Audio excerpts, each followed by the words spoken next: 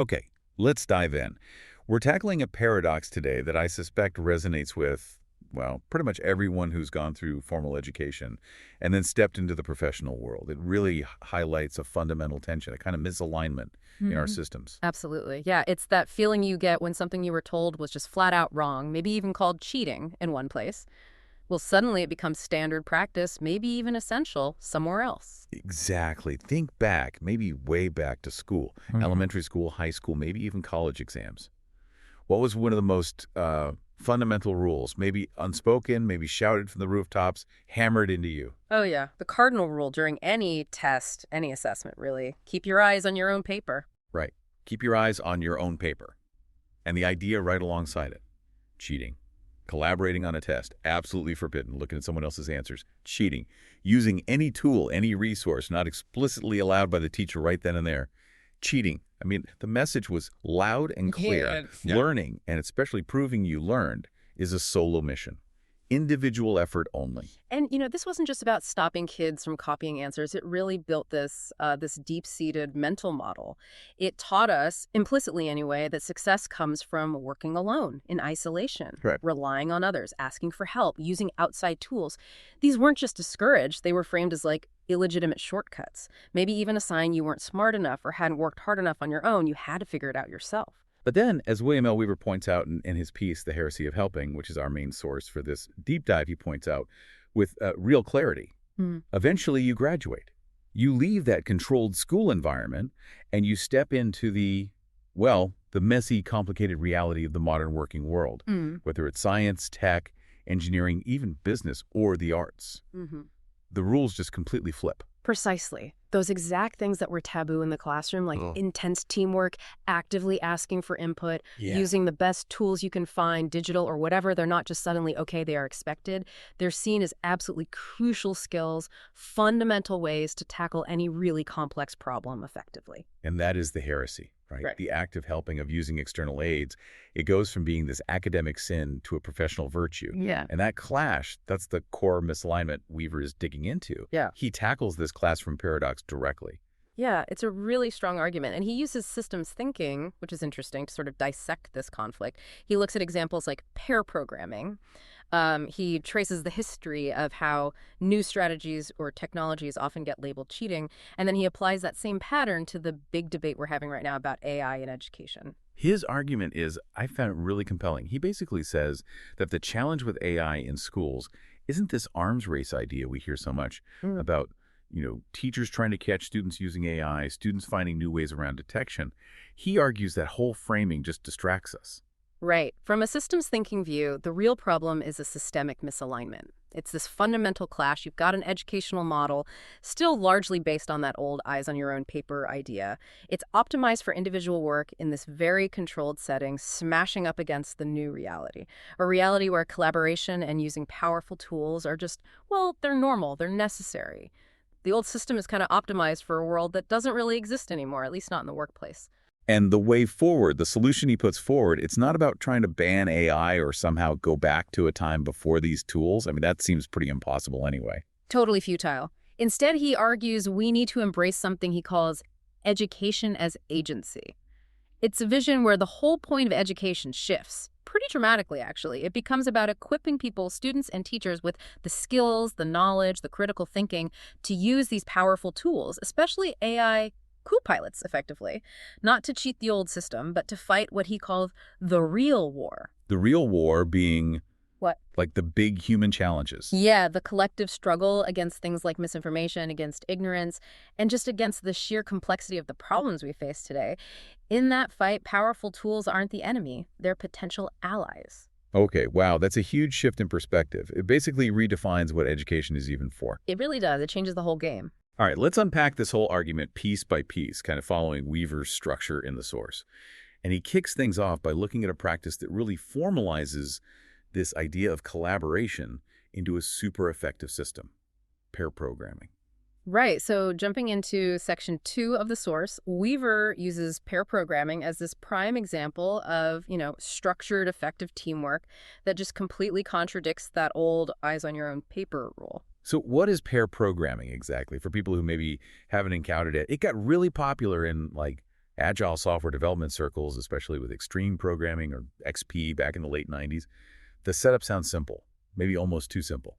Mm. Two programmers working side by side, but on one single computer, one workstation. That's the core setup. Yeah. And they have distinct roles. One person is the driver. They're the one actually typing, hands on the keyboard, writing the code. Their focus is pretty immediate, the syntax, getting the logic right for that line or that function. And the other person, they're the navigator, sometimes called the observer. Now, this isn't just sitting back and watching. The navigator is actively involved, doing this continuous, real-time review of the code as it's being written. They're looking ahead, spotting potential bugs, thinking about alternative approaches, considering the bigger picture, the overall design, the architecture, making sure they're staying on track with the goal. It's like having a second brain and, crucially, one that's focused slightly differently. And importantly, they swap roles all the time. It's not like one person drives all day. They switch frequently, maybe every few minutes, maybe after finishing a small task, or just whenever it feels right to shift perspective. It's meant to be very dynamic, very fluid. Okay, so this is where Weaver brings in that systems thinking lens, and it gets really interesting. He doesn't just see pair programming as, two people sharing a keyboard. He sees it as a system. Exactly. A system designed for a very specific purpose, optimized for a specific outcome. According to Weaver, it's a system specifically set up to optimize the transformation of, a problem description and a set of requirements into a working, high-quality piece of software. Right, so if we think in those systems terms, the inputs are what? Right. The problem description, maybe that's data in systems language. Yeah. And the requirements, which is like the information about what the software needs to do. Correct. And the process, the sort of engine driving this system, is that collaborative work happening between the two programmers. But the key mechanism, the thing Weaver really highlights as the secret sauce here, is how it creates this real-time, high-bandwidth feedback loop between those two human minds, those two processors. Okay, hang on. Real-time, high-bandwidth feedback loop. Let's unpack that. What does that really mean in practice? Like, contrast it with how someone might normally code alone. Well, think about coding solo. You might write code for hours, maybe even days. Then, way later, maybe you submit it for a code review, or you run tests. Someone else looks at it, or a process checks it, and then you get feedback. That feedback loop is delayed, right? And maybe the feedback isn't super detailed initially, it's relatively low bandwidth. Information trickles back slowly. Gotcha. Delayed and maybe not super rich feedback. But in pair programming, because that navigator is watching and thinking about the code as the driver types it, the feedback is basically instantaneous. The driver types a line, the navigator might immediately say, oh, wait, shouldn't that be? Or have you considered this edge case? Or maybe we should name that variable something clearer. It's happening in milliseconds or seconds. It's like the information is flowing constantly at high speed right between their brains, facilitated by talking and looking at the same screen. That's the high bandwidth, just the sheer volume and immediacy of that information exchange. And the output of this whole optimized system is, hopefully, that functional solution, that high-quality software, a new form of information created through this very specific collaborative process. And Weaver then goes on to talk about the systemic benefits, the advantages that studies and practice have shown come out of the system. These aren't just like nice-to-haves, they're proven outcomes. Okay, like what are the big ones? Well, probably the most famous one is better code quality. Because you've got that constant real-time review happening literally second by second, errors get caught way earlier. A simple typo, a small logical mistake, maybe using the wrong function, the navigator is right there to catch it, often before the code even gets saved, let alone compiled or tested. So instead of finding bugs days later during testing, you find them immediately. Exactly. And fixing a bug right when it's introduced is vastly cheaper and faster than fixing it later when it might be buried under layers of other code. Studies consistently show paired code has significantly fewer defects compared to code written solo. It's a direct result of that feedback loop improving the system's output quality. Makes sense. What else? Another huge one is rapid knowledge transfer. Pair programming is an amazing way to do mentorship and just spread skills around a team. Imagine a junior developer pairing with a senior. The junior isn't just reading docs, they're seeing how the senior thinks, how they approach problems, learning team conventions, absorbing all that tacit knowledge, the stuff that's hard to write down incredibly quickly. And I guess it works the other way, too. Maybe the junior knows a newer technique. Absolutely. A senior dev might learn about a new library or a neat trick from a junior who just learned it. So this constant embedded teaching and learning breaks down those knowledge silos you get on teams where only one person knows how a certain part works. The whole team becomes more knowledgeable, more flexible. The team itself becomes less brittle, less dependent on any single person. Okay, quality and knowledge sharing. Anything else? Yeah, there's also a benefit to the actual design and problem-solving process. Weaver mentions this idea of programming out loud. The driver often talks through their thought process as they code. Just verbalizing it forces you to structure your thoughts, to notice gaps or assumptions you didn't realize you had. Huh. Like teaching clarifies things for the teacher. Kind of like that, yeah. And while the driver is focused on the immediate task, the navigator, freed from the mechanics of typing, can think more strategically. They can keep the bigger picture in mind, anticipate problems down the road, question design choices, think about the architecture. They might see a simpler approach the driver missed while focused on the details. It's like you've got two different modes of thinking, tactical execution and strategic oversight running in parallel and constantly feeding each other. This leads to better designs, more robust solutions. So the source suggests it results in better architecture, more solid solutions overall. Not just fewer bugs, but fundamentally better thought-out code. That's the idea. So think about your own experience, maybe not coding, but any complex task. Can you remember a time you've really worked with someone, side by side, tackling the same problem together? Not just dividing it up, but truly collaborating in real time. Yeah, I can think of a few projects like that. Did you notice any of those benefits, like catching mistakes you might have missed alone?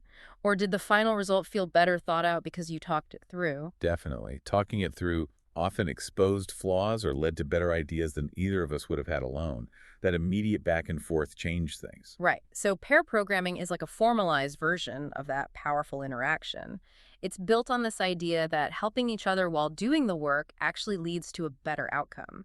It's a system designed for collaborative cognition. Okay, so pair programming is this strong documented case where helping is not just allowed, it's the core of an optimized system. Exactly. It directly contradicts the eyes on your own paper model. Which brings us back to the paradox. Because, as we said, in so many traditional educational settings, this kind of direct helping is forbidden. It's labeled unfair, maybe even cheating. And this leads right into the next part of Weaver's argument, where he unpacks what he calls the cheating fallacy. Right. Section 3 of the Heresy of Helping digs into this really interesting historical pattern. Weaver basically argues that calling new strategies or new technologies unfair or cheating isn't new at all. It's something that happens again and again throughout history. And crucially, he says this accusation tends to pop up not when the new thing breaks, like the laws of physics, but when it breaks the unspoken rules, the conventions, the assumptions that an existing well-established system is built on. The old system was optimized for a certain reality, and the new thing just bypasses or changes that reality. He uses some really great analogies to make this point, showing how consistent this reaction is. The first one is the boxer versus the martial artist. Okay, picture a traditional Western boxer. Their whole system, the training, the stance, the punches, the footwork, it's all highly refined, optimized for fighting with fists within a very specific set of rules. No kicking, no grappling below the belt, timed rounds, etc. It's a whole system built for that environment. Now imagine the boxer steps into a ring, maybe unexpectedly, with someone who uses kicks, a martial artist. From the boxer's point of view, trained under boxing rules, this might feel totally unfair. Hey, that's not allowed. You're not fighting properly. It breaks the conventions of their system. But Weaver's point, using that systems thinking lens, is that kicking isn't inherently cheating in some universal sense. It's just part of a different system of combat, one that uses more of the body. The boxer system, which was optimized only for hands and specific rules, simply wasn't designed to deal with that kind of attack. The kicking changes the whole game, negating the boxer's specialized optimization. His second analogy is historical. The British Redcoats versus the American Patriots in the Revolutionary War. Right. The British Army back then had this incredibly disciplined system. Think ranks of soldiers, marching in formation, firing volleys on command. It was very effective for large-scale battles on open fields, the kind common in Europe at the time, highly optimized for that specific environment. But the American Patriots often used guerrilla tactics. They didn't line up in neat rows. They used cover trees, walls, they used surprise, ambushes, fought from dispersed positions, really leveraging the terrain. To the British officers trained in formal European warfare, this probably seemed, well, messy, undisciplined, maybe even dishonorable, not the proper way to fight according to their system's rules and expectations. But again, from a systems view, it wasn't cheating. It was an adaptive strategy. It exploited the weaknesses inherent in the British system's rigidity by refusing to fight in the environment the British system was designed for. They changed the conditions of the conflict. They didn't break physics. They broke the accepted conventions of engagement. And the third analogy Weaver uses is maybe the most direct link to our discussion about technology. The crossbow versus the armored knight. Okay, yeah, medieval Europe. The armored knight was like the peak military tech, right? But it was more than just armor. It was the war horse, years of specialized training, the whole social structure supporting it. It was an entire, very expensive, highly optimized system designed for delivering decisive force in close combat. A huge investment conferring a massive systemic advantage. Then along comes the crossbow. Compared to crafting full plate armor or training a knight for decades, a crossbow was relatively cheap to make and much, much faster to learn how to use effectively. And the critical part, its bolts could punch through that expensive knightly armor from a safe distance. You can just imagine being that knight. You've poured your whole life, your status, your fortune into mastering this complex system of warfare. And now some peasant, someone with far less training and investment, can potentially take you out from across the field with this simple-looking device. It must have felt incredibly unfair, almost like it violated the natural order, a low-skill tool negating high-skill mastery. But history and Weaver's analysis is pretty clear. The crossbow wasn't cheating. It was a disruptive technology. It fundamentally undermined the systemic advantage the knight's entire system was built on. It didn't break any laws of war, but it radically changed the rules of engagement, making the knight's close combat optimization suddenly vulnerable in many situations. The system optimized for close quarters was hit by something it wasn't designed for: effective ranged attack against armor. So the pattern across all these examples seems to be, what? The cheating accusation comes from the established system. Exactly. The source argues the pattern is this. The cry of cheating, or unfairness, or dishonor tends to come from a system, whether it's boxing rules, military tactics, or a social tech structure that was optimized for a specific, stable reality. And suddenly it's confronted by a new approach, a new tool, a new strategy that makes its specific optimization less relevant or maybe even a disadvantage. So the problem isn't necessarily the new thing itself. Right. The core issue is usually the legacy system's inflexibility. Its inability to adapt or incorporate the new reality that the tool or strategy creates. It's stuck optimizing for a game whose rules have just been changed. And Weaver believes recognizing this historical pattern is vital for understanding the current, often very heated, arguments around artificial intelligence, especially in schools. Which leads us straight into Section 4 of the source, Mm-hmm. where he calls AI the new crossbow and really tries to deconstruct that common AI is cheating narrative. So he takes that pattern-established system, disrupted by new approach leading to cries of cheating, and applies it directly to education today. In this mapping, the established system is, well, traditional education. The model we've mostly been talking about, the one focused on individual knowledge acquisition, often memorization, proved through solitary tests and assignments. The eyes on your own paper world, that's the armored knight. It was a system optimized for a time when information was harder to get, and individual recall was a key measure of capability. And AI, especially these powerful generative AI tools we have now, that's the new crossbow. It's the disruptive technology.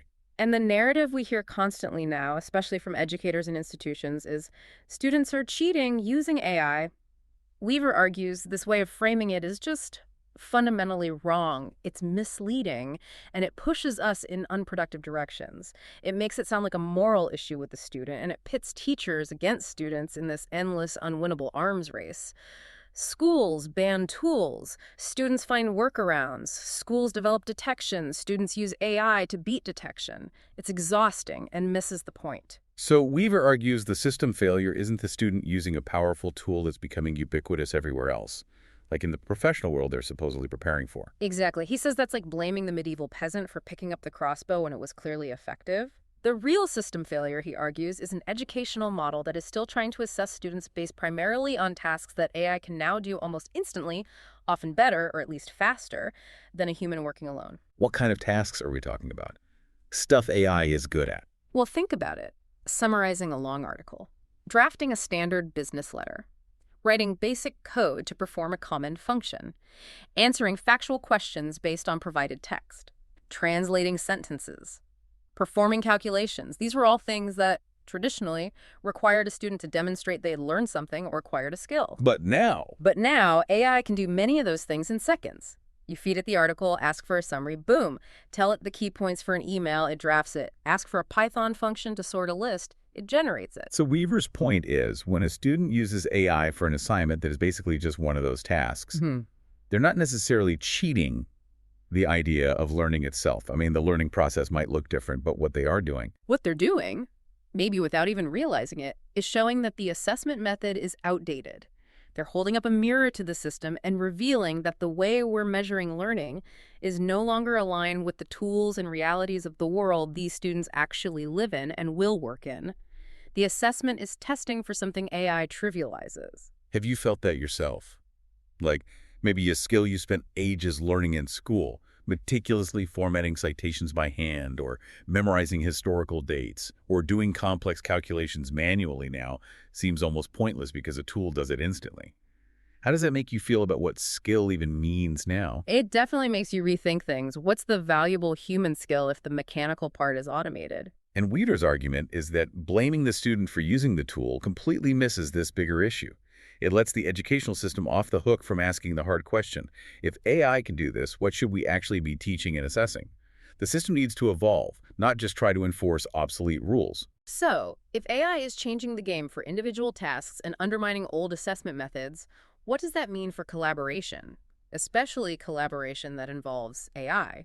This leads Weaver to connect pair programming to the idea of human-AI teamwork. Right. Section V in the source makes this really clear connection. The concept of two humans working closely together, like in pair programming, gives us a model, a kind of conceptual stepping stone for understanding this new reality of human-AI collaboration. AI assistants, in Weaver's view, are like the next evolution of that collaborative partner idea. He suggests that AI tools could be GitHub Copilot for coding, maybe Grammarly for writing, or a big language model like Gemini or ChatGPT for research and generation. These tools can effectively step into roles similar to the navigator or even a highly specialized driver in our own work. Okay, explain that. How does AI act as a navigator? So, in the AI's navigator model, the human is still clearly the lead driver. You, the human, are setting the direction, the goals, the creative intent. You have the context. You make the key decisions. The AI works alongside you, providing that real-time, high-bandwidth support. Like the human navigator in pair programming. Exactly. It might suggest code completions as you type, saving you keystrokes. It might instantly pull up relevant documentation when you hit a snag. It might check your grammar or syntax on the fly. It could even suggest alternative phrasings or approaches based on patterns it recognizes. It's basically augmenting your process, handling some of the lower-level checks and suggestions, freeing you up to focus on the higher-level thinking. It's your co-pilot. Okay, that makes sense. What about the AI as driver model? In that model, the human is still in charge overall, defining the what and the why. You set the specific task, the parameters, the goal. And the AI does the work. The AI executes that well-defined task. Maybe it's generating the first draft of a report based on an outline you provided. Maybe it's writing the boilerplate code for a standard user interface element. Maybe it's translating a block of text. Maybe it's refactoring some messy code according to style guidelines you set. The AI handles the how for that specific, often repetitive or standardized piece of work, usually much faster than you could. But the human doesn't just accept the output blindly, right? Absolutely not. The human's crucial role then becomes oversight, review, refinement. You take what the AI produced, you apply your expertise, your critical judgment. Does it actually meet the need? Is the quality good enough? Does it fit the larger context? Does it need tweaking, editing, adding nuance? You add the uniquely human layers of understanding and quality control. And Weaver stresses that in both these models, AI as navigator or AI as driver, the human is always in charge, always responsible for the strategy, the ethics, the final product. Yeah. It's not about handing over control. Never. It reinforces that idea of AI as a tool, a co-pilot, something that augments human capability, rather than an autopilot that replaces human agency. So this human-AI synergy, as he calls it, that's the goal, combining strengths. That seems to be the core idea.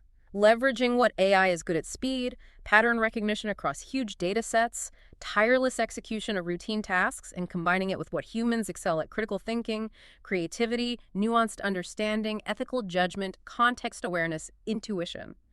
The aim isn't human versus AI, it's human plus AI, creating something potentially much better, faster, more insightful than either could achieve alone.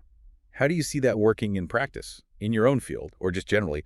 Can you picture specific tasks where you'd want an AI co-pilot, letting it handle the routine stuff while you focus on the strategy or the creative spark? Oh, definitely. For research, summarizing sources quickly. For coding, handling boilerplate or finding obscure syntax. For writing, maybe generating outlines or checking for consistency. It frees up mental energy for the harder parts. Okay, so if this human-AI partnership is the direction things are heading, how does education get people ready for that reality instead of the old eyes-on-your-own-paper world? Yeah. This takes us to Weaver's main proposal for the path forward. Exactly. Section 6 is where Weaver really lays out his vision for transforming education through what he calls education as agency.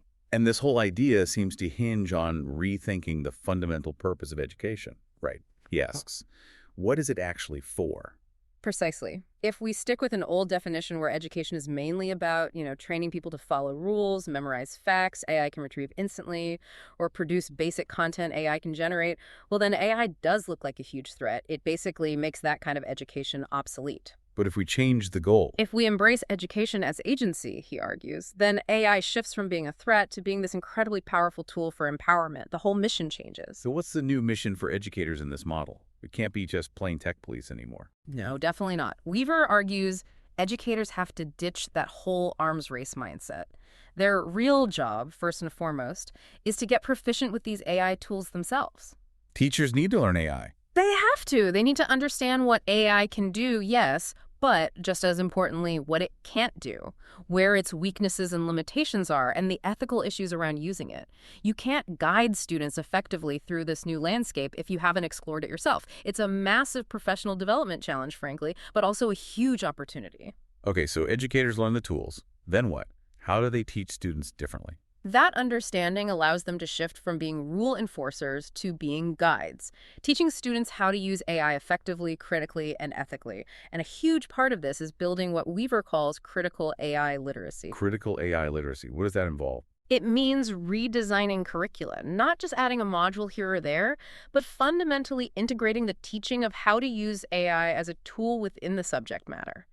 Not how to use it to bypass learning, but how to use it to enhance learning and capability. This includes some key skills. Like what? First, prompt engineering.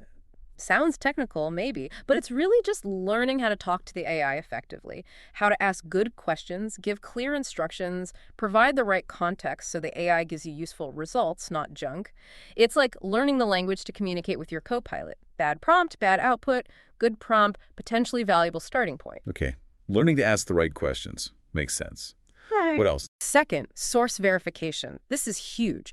We know AI models can make things up, they can hallucinate, they can echo biases from their training data. They're not truth machines.